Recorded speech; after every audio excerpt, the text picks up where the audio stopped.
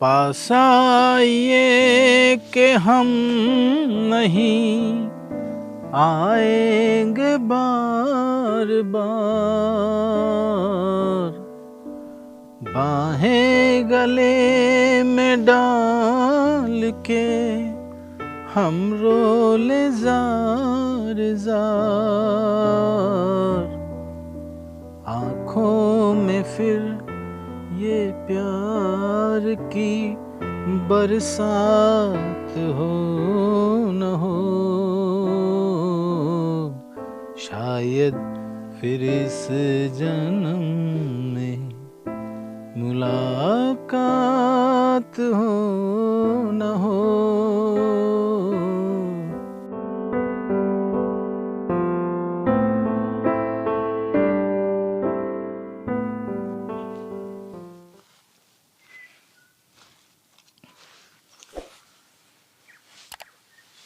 नमस्कार दोस्तों, स्वागत है आपका एक बार फिर से मेरे YouTube चैनल पे। एक और बहुत खूबसूरत दिन, चमकता हुआ सूरज बड़ी मुश्किल से मिलता है, खासकर न्यूजीलैंड में, वो भी सर्दियों में। तो आज भगवान की कृपा से बहुत अच्छी धूप निकली है, तो मैंने सोचा क्यों ना एक बार फिर से नेचर की गोद में जाया जाए और आपसे रूबरू हुआ जाए और आपको भी नेचर के साथ रूबरू कराया जाए। तो दोस्तों, आज मैं हूँ लेक टारावेरा के किनारे। रोतरवा से लगभग आधे घंटे के डिस्टेंस पे है ये लेक, और रोतरवा जोन की सबसे बड़ी लेक है ये लेक टारावेरा। और वो जो आप मेरे पीछे देख पा रहे हैं, ये है माउंट टारावेरा। जी हाँ दोस्तों, ये वही माउंटेन है जो आज से लगभग 140 से 150 साल पहले इरप्ट हुआ था। I think 1886 if I am not wrong, तब ये ब्लास्ट हुआ था। काफ़ी बड़ा जो वोल्केनो ब्लास्ट हुआ था, उससे ये माउंटेन बना और आसपास बहुत सारी लेक्स बन गई। लेकिन अगर बात करें लेक टारावेरा की, तो दोस्तों लेक टारावेरा तो यहाँ पे हज़ारों साल से है।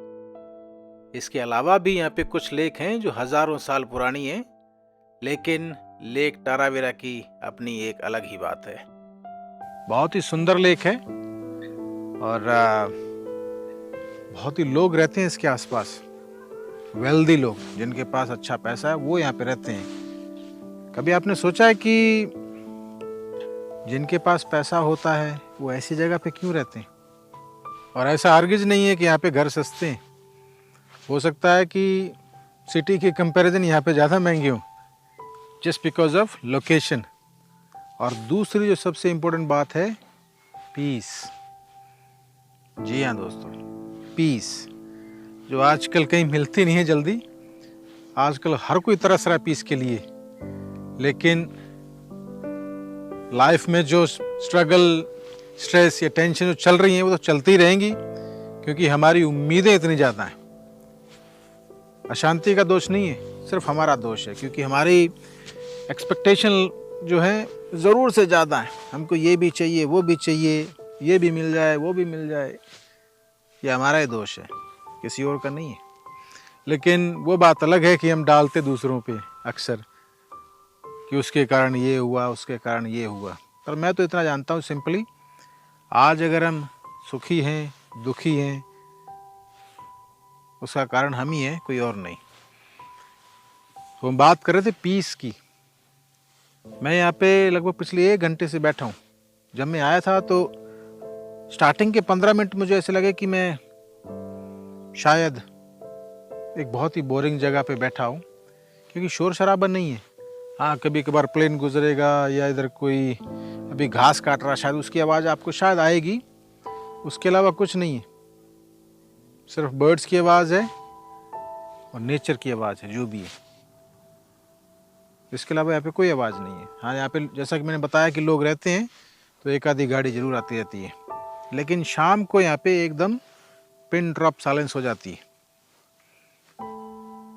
इसलिए लोग यहाँ पे रहते हैं, क्योंकि जो नेचर है, जो नेचुरल आवाज़ें हैं बर्ड्स की, पेड़ों के पत्तों की, या कोई भी जो पार्ट ऑफ नेचर है, वो आपको पीस देती है। आपके दिमाग के अंदर किसी भी तरह का स्ट्रेस है, टेंशन है, उसको क्योर करती है, उसको ठीक करती है। आप भी जानते हैं पानी की आवाज़ तो बहुत ही महत्वपूर्ण है इन सब चीज़ों के लिए।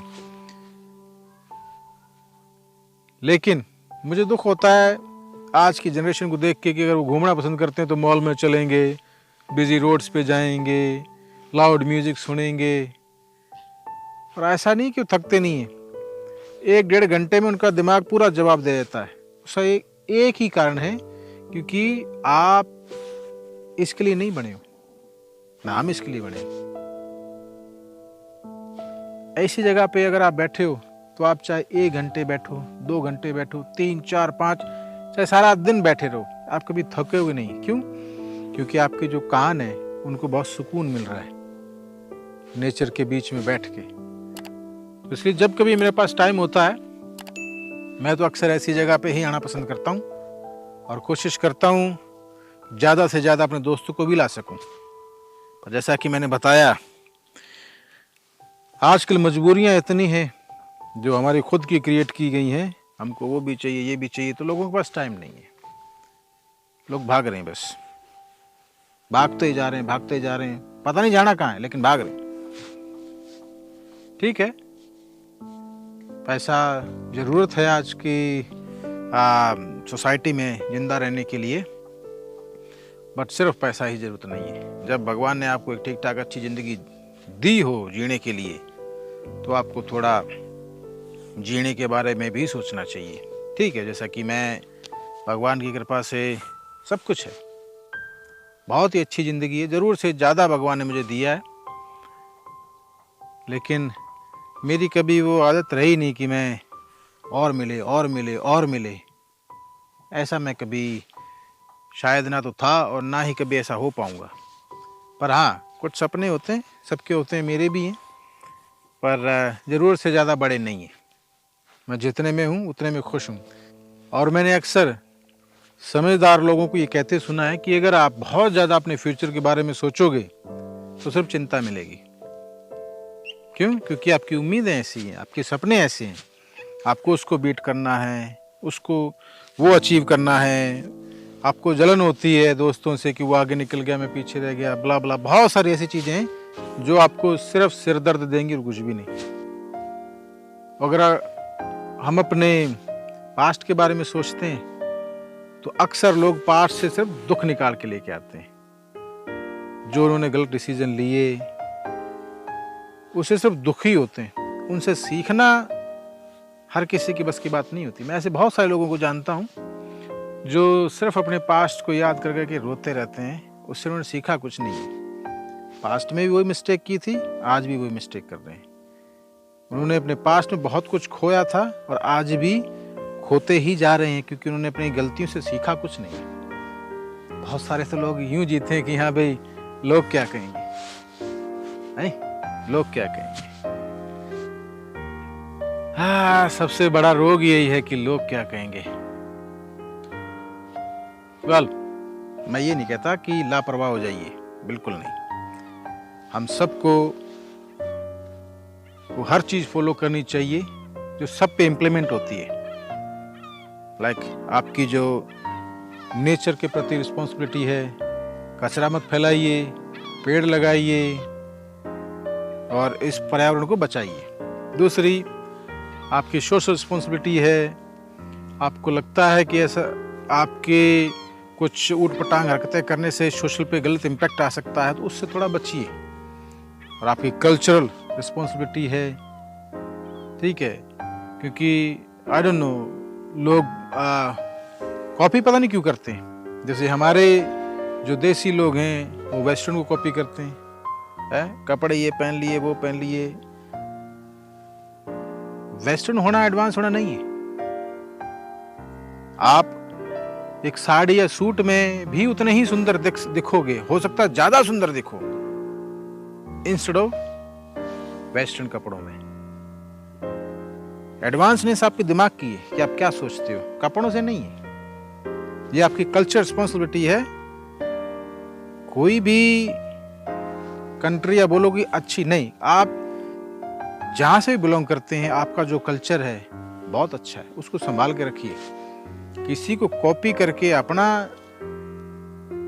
जो आपका जो इतिहास है उसको मत खराब कीजिए, वो आपकी कल्चर रिस्पॉन्सिबिलिटी है। दूसरा, रिलीजियस रिस्पॉन्सिबिलिटी जो होती है, आज के टाइम में सबसे ज़्यादा बड़ी बहस इसी पे होती है। लोग खुद के रिलीजन को ऊपर रखते हैं, अच्छी बात रखिए, पर दूसरे को बुरा मत कहिए।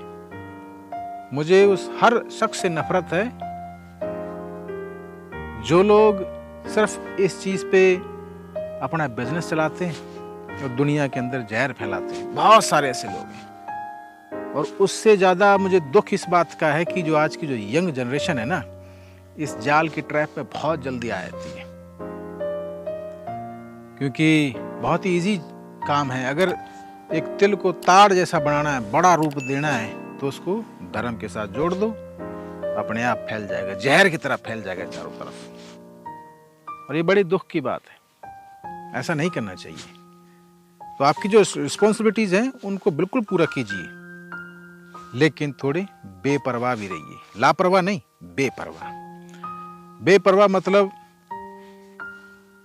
मैं क्या खाता हूं, क्या पहनता हूं, ठीक है, अकॉर्डिंग टू रिस्पॉन्सिबिलिटी, जैसे मैंने मेंशन किया, वो आपकी चॉइस है, ठीक है। मेरी दोस्ती किनके साथ है, मैं किससे प्यार करता हूँ, या मेरी डेस्टिनेशन कहाँ, मुझे क्या घूमना पसंद है, मुझे क्या सुनना पसंद है, वो मेरी पर्सनल चॉइस है, ठीक है। अगर मेरे को थोड़ा लाउड म्यूजिक सुनना पसंद है तो मैं हेडफोन लगा के सुन लूँगा, मैं नहीं चलाऊँगा स्पीकर भीड़ में, मैं नहीं लोगों को डिस्टर्ब करूँगा, लेकिन मैं खुद का एंटरटेनमेंट तो कर सकता हूँ ना।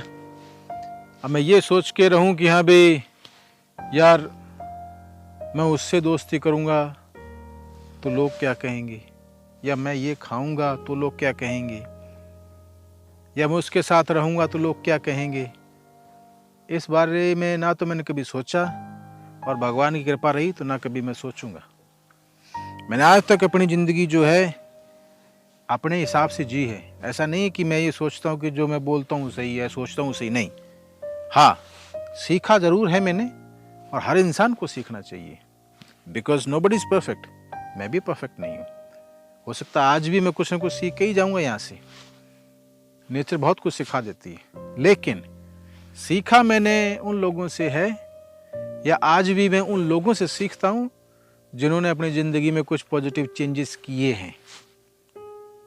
उन लोगों से नहीं जो चार दीवारी में बंद रहे, बड़े हो गए और कहें कि हम बहुत गुणकारी हैं, हम बहुत एक्सपीरियंस्ड हैं। ऐसा नहीं है। मेरा मानना है कि हर बड़ा, उम्र में बड़ा इंसान समझदार नहीं होता। कई लोग मूर्खता के माहौल में पैदा होते हैं, वहीं बड़े होते हैं, बूढ़े हो जाते हैं और मरने की कगार तक पहुंच जाते हैं, लेकिन वो बेवकूफ़ के बेवकूफ़ ही रहते हैं। बेवकूफ़ की मैं कोई परिभाषा नहीं दे रहा हूँ। हर किसी इंसान का अपना एक सच होता है, मेरा कुछ और है, आपका कुछ और होगा, लेकिन वो सच जिसमें ज़्यादा से ज़्यादा लोगों की भलाई हो, ज़्यादा से ज़्यादा लोग खुश रहें, वही सच ठीक है। सही तो कोई भी नहीं है आजकल। जो लोग खूब बोलते हैं कि मैं सही हूँ, सरासर झूठ है, क्योंकि अगर मैं बोलता हूँ कि मैं सही हूँ तो मुझे कोई हक नहीं मैं किसी को गलत बोलूँ, क्योंकि उसका अपना सच है। खुद का एक सच होना कोई गलत बात नहीं है, लेकिन ऐसी कोई भी चीज़ जिसमें इंसान खुद का भला सोचे और किसी और का बुरा करने पे उतर आए, वो सच गलत है।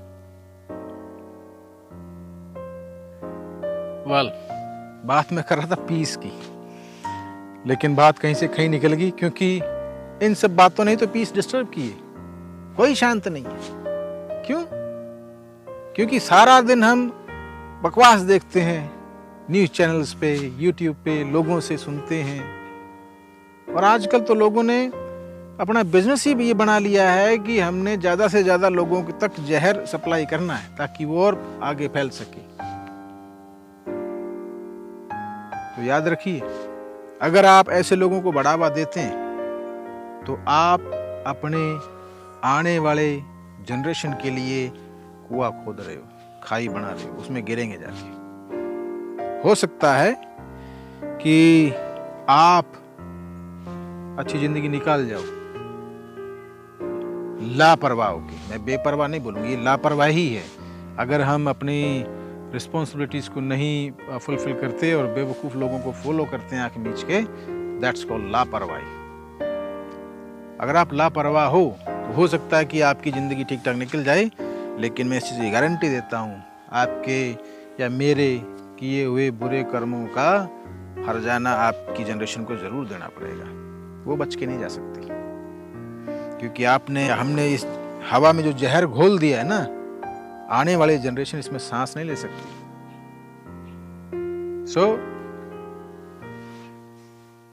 सपने थोड़े छोटे हों, कम हों तो ही अच्छा है। और हमें किसी के साथ कंपटीशन तो कभी नहीं करना चाहिए। मेरा किसी के साथ कोई कंपटीशन नहीं है, और ना ही मेरा कोई दुश्मन है। कोई दुश्मन नहीं मेरा। मैं सिर्फ उन लोगों को नापसंद करता हूं जो सोसाइटी में जहर फैला रहे हैं, पर फिर भी मैं उनसे नफरत नहीं करता हूं। ठीक है, भगवान उनको सजा देगा, मैं कौन होता हूं। पर मैं इतना जरूर समझता हूं कि अगर मैं कहीं भी बैठा होता हूं और अगर मुझे लगता है कि मेरे सामने कोई बात बोल रहा है, मुझे महसूस हो कि मेरी समझ उसकी समझ से थोड़ी सी पॉजिटिव है, तो मैं अपने व्यू जरूर देता हूँ।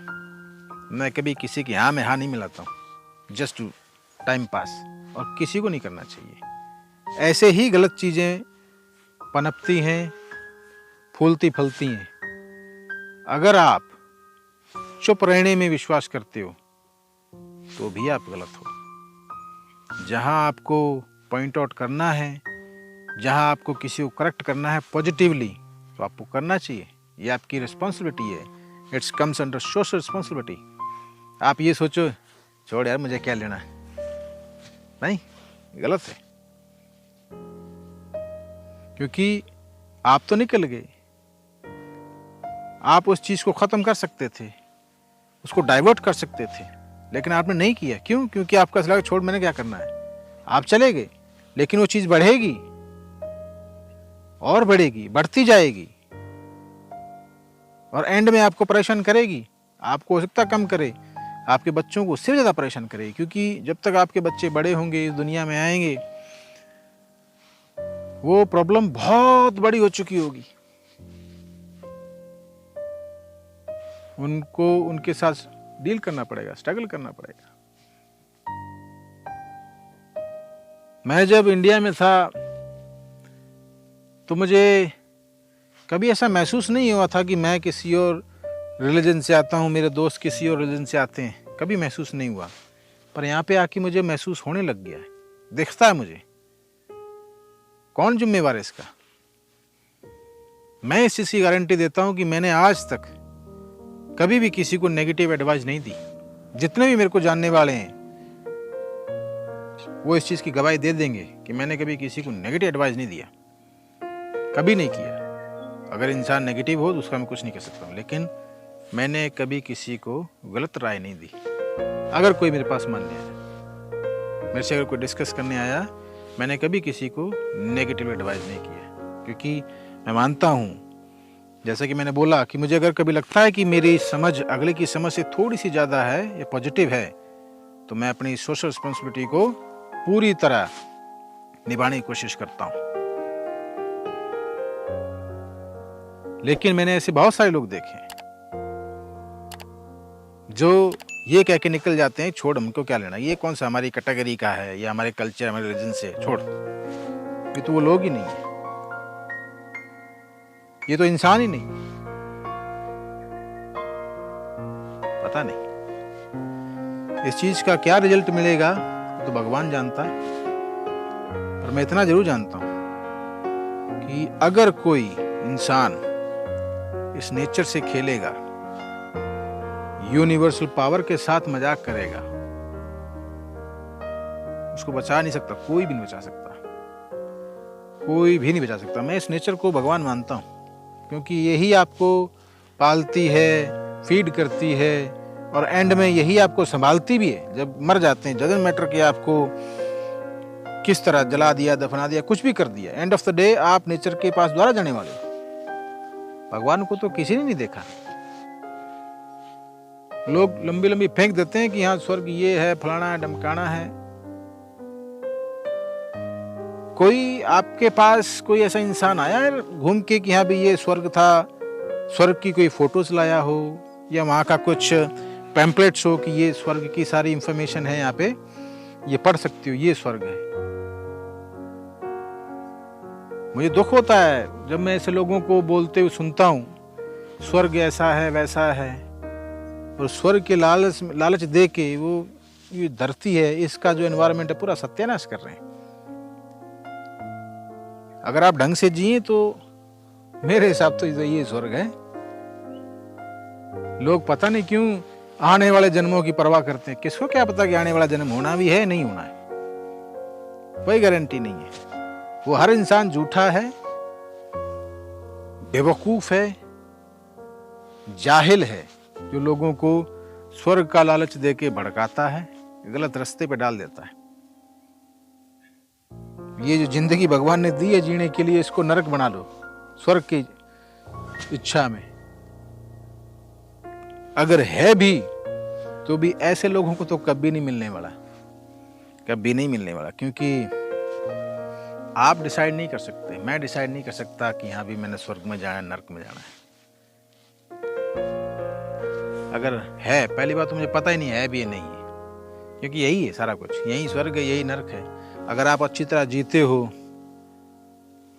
विद आपकी रिस्पॉन्सिबिलिटी, तो मेरे ख्याल से तो यही स्वर्ग है। अब मैं यहाँ बैठा हूँ, शांति है, बर्ड्स हैं, पानी है, पानी की आवाज है, मुझे सुकून मिल रहा है, यही स्वर्ग है। और स्वर्ग में जाके आपको क्या मिलने वाला है, क्या ऐसा स्पेशल मिलने वाला है? क्योंकि मरने के बाद ये बॉडी तो यहीं रह जानी है। जब बॉडी है ही नहीं तो आप ना तो कोई चीज खा सकते हो, ना पी सकते हो, ना पहन सकते हो, तो ऐसे स्वर्ग का फायदा भी क्या है? वहां पे क्या क्या करने जाना स्वर्ग में? क्या मिलेगा आपको वहां पे स्वर्ग में?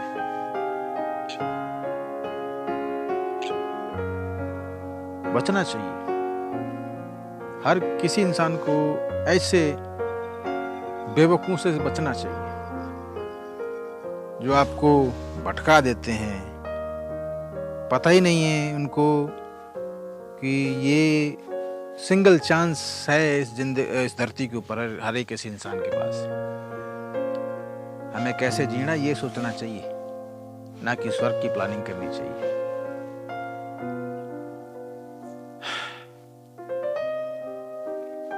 मैं फिर घूम के आऊंगा पीस पे, क्योंकि आज मैं पीस के लिए ही यहाँ पे आया हूँ और पीस पे ही बात करने आया हूँ। लेकिन अगर आप देखेंगे तो ये सारी चीजें जो मैं आपसे डिस्कस कर रहा हूँ ये कनेक्टेड है।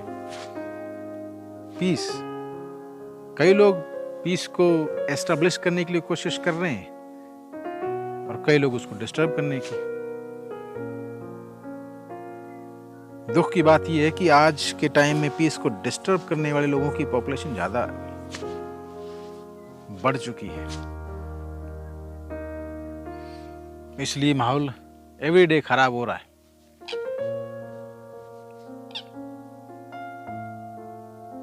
लेकिन फिर भी मैं उम्मीद करता हूं कि हे भगवान, काश ऐसा हो कि लोगों में फिर से प्यार पनपना चालू हो जाए,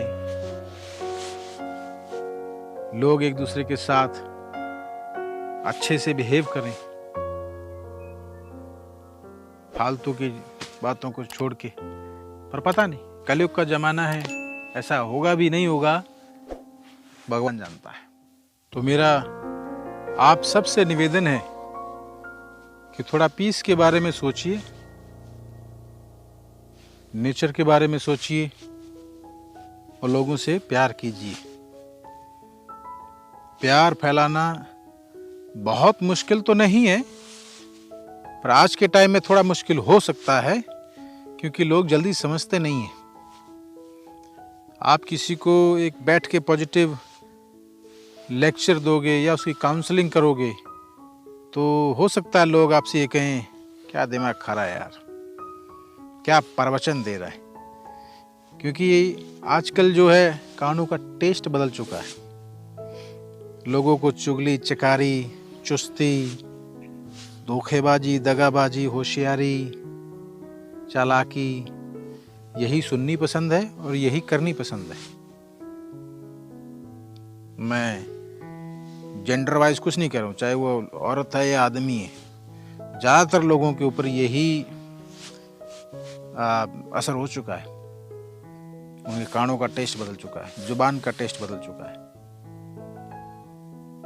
और इसका रीज़न यही है क्योंकि हम फालतू लोगों के बीच में रहते हैं, फालतू बातें सुनते हैं, बिना बात की टेंशन लेते हैं। तो इन सब से दूर रहने का बस एक ही तरीका है, ज़्यादा से ज़्यादा टाइम नेचर में स्पेंड कीजिए। बैठिए थोड़ी देर आके नेचर की गोद में। नेचर ही एकमात्र ऐसी चीज़ है जो आपका टेस्ट बदल सकती है, चाहे जुबान का हो, आँखों का हो, कानों का हो, चाहे आपका नाक का हो। नाक का टेस्ट कैसे बदलेगा? क्योंकि यहाँ पे आपको फ्रेश ऑक्सीजन इनहेल करने को मिलेगी। आँखों का ग्रीनरी है और सब जानते हैं, अगर आप ग्रीनरी देखते हो या उसमें बैठते हो तो आपकी आँखों के लिए बहुत अच्छा है। कान, जब ये पानी की जो कलकल की आवाज़ आती है, बर्ड्स की आवाज़ आती है, इससे आपके कानों का टेस्ट बदलता है, शांति महसूस होती है।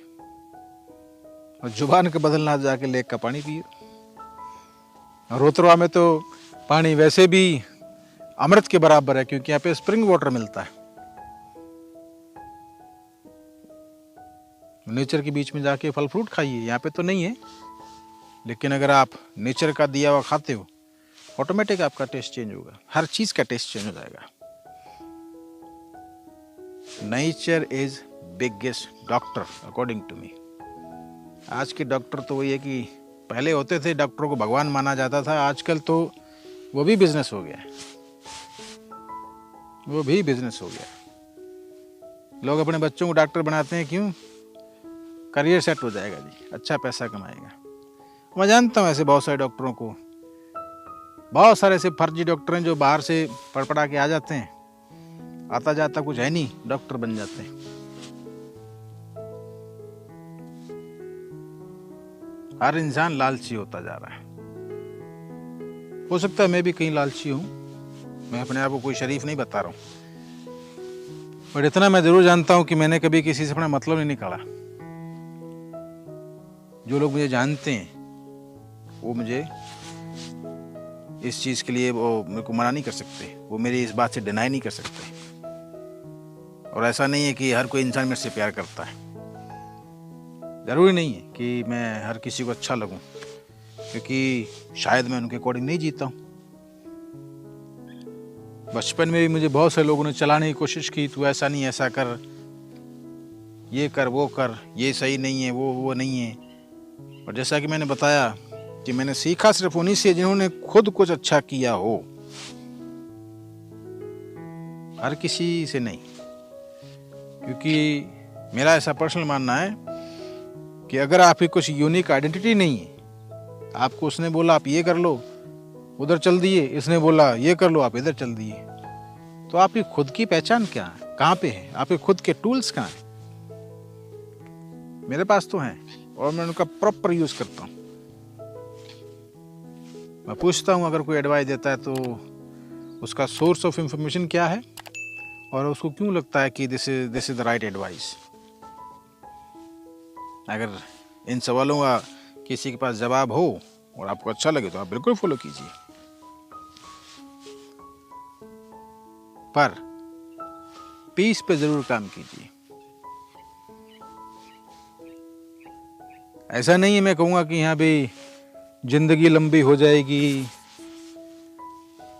पर इतना जरूर कहूँगा अच्छी हो जाएगी, हेल्दी हो जाएगी, जितनी भी होगी सुखदायक हो जाएगी।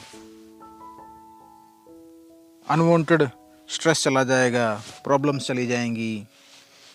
अगर हम नेचर से प्यार करते हैं तो, पीस पे काम करते हैं तो, शांत रहते हैं। बचिए, उन लोगों से बचिए, पहचानिए उन लोगों को। आपके बीच में रहते हैं, आपके आसपास रहते हैं, हो सकता हो आपकी रिश्तेदारी में हों ऐसे, कईयों के तो फैमिली में भी होते हैं, जो आपको every day slow poison feed करेंगे, एवरी डे। पहचानिए ऐसे लोगों को, वो आपके नहीं है। आपके साथ घूमने वाला हर आदमी आपका दोस्त नहीं है। हो सकता है कई लोग सिर्फ टाइम पास के लिए आपको ढूंढ रहे हो। खुद को प्रायोरिटी दीजिए, खुद की क्लोज फैमिलीज को प्रायोरिटी दीजिए, उनको भी बुरी संगत से बचाइए, बच्चों को एक पॉजिटिव एजुकेशन दीजिए, परोसा हुआ ज्ञान मत दीजिए जो थाली में मिलता परोस के, वो चाहे कहीं पे भी मिलता हो, किसी घर पे मिलता हो, किसी भी जगह पे मिलता हो, मत दीजिए। क्योंकि जैसा कि मैंने बताया कि एक छोटी सी चीज़ को अगर बड़ी बनानी हो तो लोग धर्म के साथ जोड़ देते हैं। बेशक अगर धार्मिक जगह पे भी ऐसा ज्ञान मिलता है तो मत दीजिए, क्योंकि आजकल जो धार्मिक बुक्स हैं लोग उनको नहीं पढ़ते हैं, लोग खुद से लेक्चर देना चालू कर देते हैं, चाहे वो कहीं पे भी बैठा हो, मैं नाम नहीं लूंगा किसी का, कहीं पे भी बैठा हो। रीडर का काम होता सिर्फ रीड करके उस बुक का रियल नॉलेज स्प्रेड करना, ना कि अपने तरफ से एडिशन मॉडिफिकेशन करना, जो कि आजकल हो रहा है, हर जगह हो रहा है। ऐसे लोगों से बचिए, ऐसे लोगों के पास अपने बच्चों को भेजने से बचिए। एक्सप्लोर कीजिए कि जो इंफॉर्मेशन उनको दी जा रही है उसका सोर्स ऑफ इंफॉर्मेशन क्या है, उसका रेफरेंस कहाँ से लिया गया है। क्योंकि जो बचपन होता है या टीन एज होती है, उसके अंदर इंसान जो सीख लेता है वो फॉरएवर उसके दिमाग में रह जाती है, उसको निकालना बहुत मुश्किल होता है। तो अगर आप एक रिस्पॉन्सिबल पेरेंट हैं तो अपने बच्चों के पॉजिटिव एडवाइस दीजिए। खुद की जिद के अंदर या किसी के बहकावे में आके बच्चों का भविष्य मत खराब कीजिए। मैं ऐसा क्यों बोल रहा हूँ, क्योंकि मैं देखता हूँ रोजमर्रा की लाइफ में, मैं ऐसा देखता हूँ। बच्चों से बात करने पे मुझे ऐसा महसूस होता है कि ये क्या सीख रहे हैं, उनको सिखाने वाला कौन है। आज के टाइम में माँ बाप इतने बिजी, टाइम ही नहीं है। और हो सकता मैं गलत हूं। हमारे टाइम में क्या होता था कि हमारी माँ बोलती थी, अगर हम कोई शरारत करते थे तो हमारी माँ बोलती थी, आने तेरे पापा को शिकायत लगाती हूँ, या आने तेरे बड़े भाई को बात करती हूँ। तो हमको वो डर ही ठीक कर लेता था। लेकिन मैं देखता हूँ आज के टाइम में घर में माँ का ही इतना प्रकोप है, इतना डर है कि बच्चे अपने मन की बात नहीं कह पाते। मैं अपनी मन की हर बात अपनी माँ से करता था, क्योंकि मुझे कभी माँ ने शायद ही कभी मारा हो, मुझे तो याद भी नहीं है। ठीक है, मेरे तो पापा भी देवता समान, उन्होंने भी कभी नहीं मारा, लेकिन ठीक है, होता था। माँ हमेशा ही कहती थी कि यहाँ भी आने तेरे पापा को, अगर मैंने कोई शरारत की हो तो, या बड़े भाई को। माँ बहुत क्लोज थी, उनसे मैं दिल की हर बात करता था, आज भी करता हूँ। लेकिन मुझे दुख होता है कि आज के टाइम में माँ ने ही ऐसा रूप धारण कर लिया है कि इतना प्रचंड हो गई है कि बच्चों को वही सब कुछ सिखा रही है। बाप का तो रोल ही कट हो गया है। अब आप ये खुद सोचिए कि अगर आप ही इतने सख्त हैं कि बच्चे आपसे डर रहे हैं, आपसे अपनी दिल की बात शेयर ही नहीं कर सकते, तो किससे करेंगे जाके। बाप का तो वैसे ही बच्चों को थोड़ा डर ही होता है, छोटे बच्चों को, ना वो बाप से कर सकते, ना माँ से कर सकते। किसके पास जाएंगे? अपने दोस्तों के पास जो हम उम्र हैं, या किसी बेवकूफ़ के पास एडवाइस के लिए। तो देयर इज हाई चांसेस कि आपका बच्चा जो भटक सकता है। विश्वास मानिए कि ऐसा कह के मैं ये कहने की बिल्कुल कोशिश नहीं कर रहा हूँ कि हाँ आदमी सुपीरियर है या औरत नीचे है, नहीं। मैं जिस रिलीजन से आता हूँ, जिस कल्चर से आता हूँ, उसमें औरत का जो जगह है बहुत ऊपर है, आदमी तो उसके आसपास भी नहीं है। लेकिन एक लेडी को ये लगे कि हाँ भाई मैं ऊंचा बोल के या किसी को दबा के रखूं, अपने हस्बैंड को दबा के रखूं, रोब मारूं, तो उसका ऊपर जगह बनती है, तो ये सरासर बेवकूफ़ी और कुछ भी नहीं है। हमारे माँ ने हमारे पापा को कभी ऐसा करने की कोशिश नहीं की। इसका मतलब ये नहीं कि हमारी माँ का जगह नीचे है, हमारी माँ का बहुत ऊपर है। कहने में भी यही आता है, माँ बाप राधा कृष्ण सीता राम। एक फीमेल, एक माँ हमेशा आगे होती है। लेकिन आज के टाइम में पता नहीं कौन ये सब कुछ सिखा रहा है और लोग ऐसे क्यों जी रहे हैं। खुद से सवाल कीजिए कि आप सही रास्ते पे हैं? क्या ऐसा सब कुछ करके आपको शांति मिल रही है? क्या ऐसा करके आपके साथ जो आपकी फैमिली है, आपके परिवार के लोग हैं, वो खुश हैं? सवाल कीजिए। क्या आप खुश हैं? आपके बच्चे खुश हैं? हो ही नहीं सकता खुश हो, कोई खुश नहीं हो सकता। लेकिन अगर ये सब कुछ आप इसलिए कर रहे हैं ताकि सिर्फ आपको खुशी मिले, तो आप अपनी सोशल रिस्पॉन्सिबिलिटी से दगा कर रहे हैं, जिसके परिणाम कभी अच्छे नहीं हो सकते, कभी नहीं अच्छे हो सकते। ये मेरा मैसेज उन हर इंसान के लिए है, हर लेडी के लिए है जो ऐसा कर रही है। आई एम सॉरी अगर आपको बुरा लगे तो। ऐसा नहीं है कि मैं एक पुरुष प्रधान होने में बिलीव करता हूँ, नहीं। मैंने आज तक अपनी ज़िंदगी में एक फीमेल को ज़्यादा इज्जत दी। मेरे घर के अंदर 4 भतीजी हैं, 1 भतीजा है, लेकिन मेरी भतीजियाँ मुझे ज़्यादा प्यारी हैं। मैं उनसे ज़्यादा प्यार करता हूँ। कोशिश करता हूँ कि उनको हर एजुकेशन, हर इंफॉर्मेशन सप्लाई करने की कोशिश करूँ जो उनके लिए सही है, जो उनको एक अच्छी ज़िंदगी लीड करने के लिए उनके काम आ सकता है।